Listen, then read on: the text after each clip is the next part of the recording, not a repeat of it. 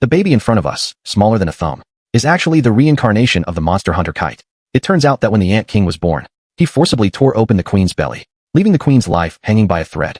The chairman organized a top medical team to treat the queen, but her condition was not optimistic. Although her abdomen torn apart by the Ant King had healed, her internal organs were mangled beyond repair. The fact that she was still alive was nothing short of a miracle. At this moment, Colt expressed his wish to donate his organs to the queen, but the individual differences between each generation of chimera ants are so vast that organs and blood are completely incompatible. At this point, they could only try using artificial organs. All everyone could do was pray for the queen. If the queen were to die, the hierarchical structure of the chimera ants would instantly collapse.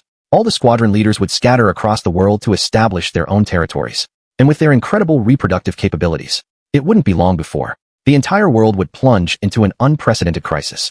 Halfway through the surgery, the queen suddenly awoke from her coma. But even on the verge of death, the first thing the queen thought about was whether her premature child was safe. To put the queen's mind at ease, Colt hesitated again and again, but ultimately couldn't bring himself to tell the truth about the king devouring his own kind. He lied, saying the king was out searching for medicine to heal her wounds. But the queen already knew her life had come to an end.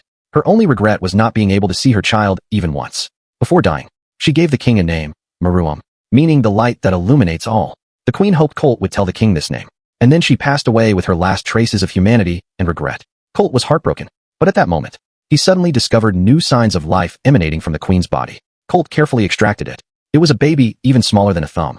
When this tiny life let out its first cry, Colt could no longer suppress his emotions and shed tears. He vowed to protect this child and ensure it grew up safely. But just then, Morel suddenly pointed his pipe at Colt and asked with utmost seriousness whether Colt could swear that the queen and this child were no longer threats to humanity. If he couldn't, then he should take this child and disappear from his sight immediately.